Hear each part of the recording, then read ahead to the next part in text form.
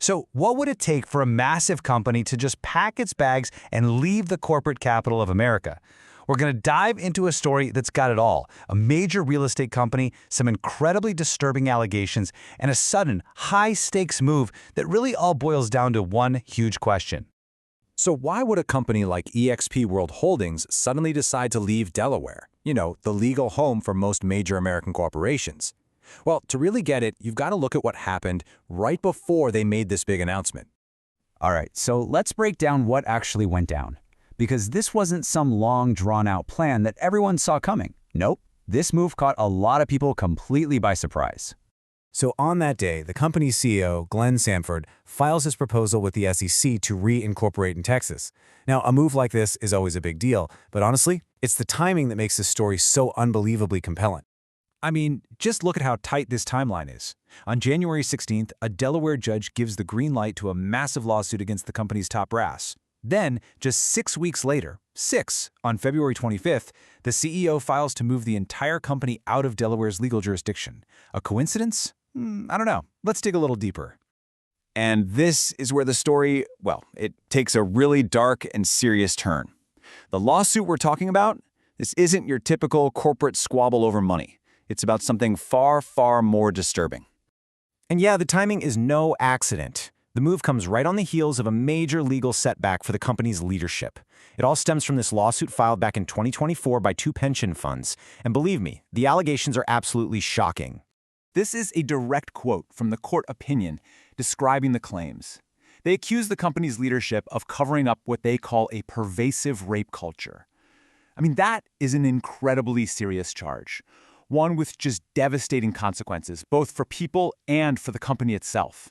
The details laid out in the lawsuit are just harrowing. Two of the company's absolute top agents are accused of drugging and raping fellow agents at official company events. The suit also claims that over a dozen other agents were involved. And get this, it alleges that even when a high-level whistleblower tried to sound the alarm, their efforts were just ignored. Leadership apparently didn't take any real action until separate anti-trafficking claims were filed years later. Now, to be crystal clear, the lawsuit against CEO Glenn Sanford and the board isn't accusing them of actually participating in these assaults. No, it's claiming they harmed the whole company through their inaction by allegedly failing to respond to a ton of red flags and just letting this dangerous environment fester at events they sponsored. And of course, there's a financial angle to all this. The plaintiffs argue that eXp's business model, which is built on this downline structure where you earn money from the sales of agents you recruit, well, it created a powerful financial incentive for leadership to just look the other way and keep these high-performing but allegedly criminal agents on board. Okay, so that's the deeply troubling story from the lawsuit. But what's the official word from eXp? What's their reason for packing up and heading to Texas? Well, if you look at the official SEC filing, CEO Glenn Sanford paints a very, very different picture. He frames the whole thing as a smart business decision, saying Texas offers a clearer and more predictable environment for a company like theirs. And this really shows you the two competing stories here, right? On one hand, you have the company line. This was a carefully considered decision made after more than a year of significant deliberation.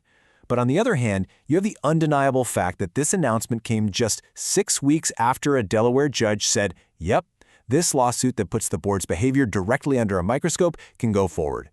So let's zoom out for a second, because this move by eXp, it is not happening in a vacuum.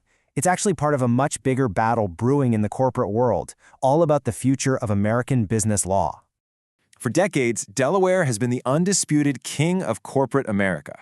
We're talking about 2/3, nearly 67% of all Fortune 500 companies are incorporated there. And why? Well, it's pretty simple, really. It has a long, predictable history of corporate law and a special court just for business disputes. But now, you've got challengers entering the ring.